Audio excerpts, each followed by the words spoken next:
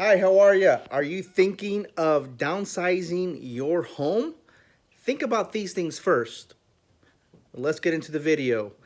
If you haven't subscribed yet, please do so below and follow me for more videos real estate related. So, if you currently own a home and let's just say it's a big home, 4 or 5 bedrooms, 3 bath, the kids are off to college or the kids are off already doing their lives, you no longer need a home that big. Here are your options, right? Obviously selling the home is the easy option, but what's next? That's what I want you to think about. What's next after you sell your current home? So some of the things I want you to think about is if you still have a mortgage on your current home, when you buy your next home, can you still buy the next home without selling your primary home? And then sell your primary home. Let me talk about that for a second. So inventory here in the area is very limited. So with that said, there are a lot of offers that are not being accepted via contingency, meaning I will buy your home contingent on me selling my home. So that scenario there is a very unlikely one in today's real estate market. So then that leaves you with the option of, can you buy the second home and then, let's say a month later after you move, you sell the other home?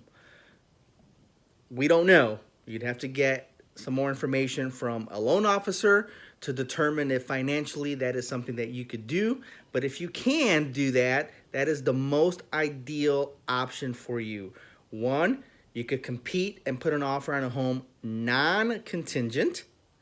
Number two, you now have no timelines to move. So you can move easily, no pressure.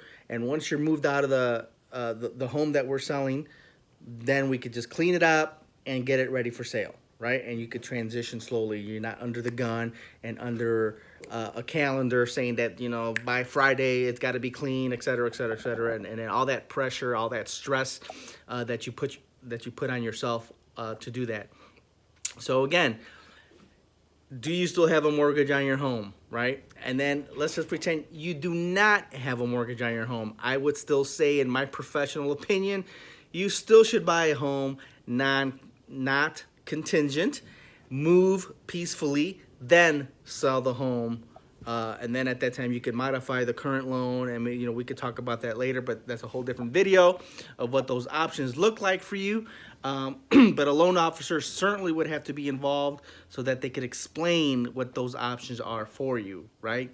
Now, I know I briefly mentioned home loan modification, and I will caution you, not every lender does that, nor do they know about it. And truth be said, I do work with a lender that does that, and it's a very easy process. It's literally one piece of paper that gets submitted to the lender, and they modify the loan with the new down payment. Why other lenders don't do it, I don't know. Maybe they just don't want to take that extra step. I don't know.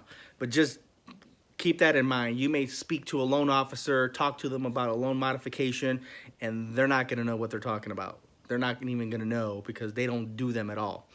So just keep that in mind. But back to downsizing your home, right? So please keep in mind, in today's current real estate market, contingencies are probably a really bad thing. Okay, so keep that in mind. If you're looking to sell your home here in the area and you're moving out of the state, those same principles still apply because it's going to come down to the loan itself that you are going to qualify for. And the loan officer, again, will tell you if you could buy this second home without selling yours first. If you're in a position in which you must sell your current home first, because you need those proceeds to buy the second home, the home that you're downsizing to, it's definitely doable. It's just a different process. It's going to require more patience from you, and it's going to require that you look at homes homes for you to downsize that have been on the market for a couple of weeks, right? No home seller that just put their home for sale for 1 day on the market, it's only been on the, it's only been on the market for a day or a couple days, is going to accept a contingent offer when they don't have to. So, and their realtor is going to advise them as such. And even if they did accept your offer, I guarantee you they're going to write you up with the first right contingency, which means they'll accept your offer as long as they don't receive any other offers. But if they do receive any other offer, they give you 24 hours to remove your contingency, or they're just going to sell it to this second individual, and you're back looking for a home. So it's not a fun process because there's going to be lots of ups and lots of downs. It's going to be an emotional roller coaster.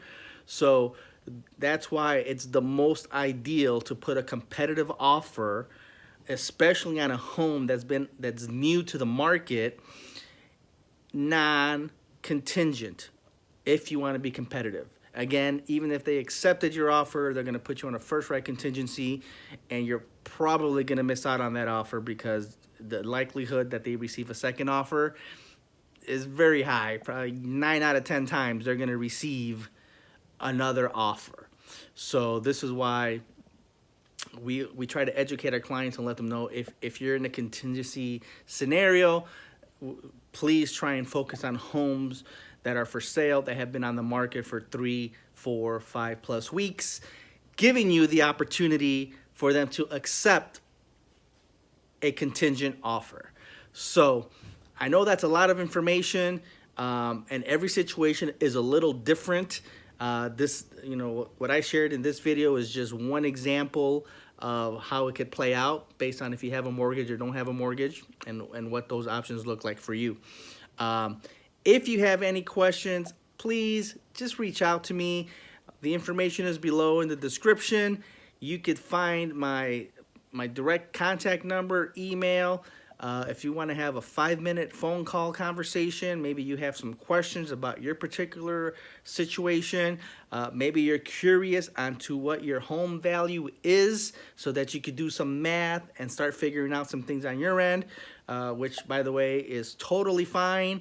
A lot of my clients will go through that process, do the math, do their homework, and that could be weeks, a couple weeks of doing homework, a couple months of doing homework, to put themselves in a position to take the steps that they need to take. So it's okay if you want to reach out to me. It doesn't matter if you're not looking to make a real estate transaction for weeks or months from now, but you have to start somewhere, and it's my honor to help give you that information so that you can make the best educated decision that you can when the time comes for you to make a move. Again, Alex here in the local area. If you have any questions, please reach out. Subscribe for the next video. Thanks, guys.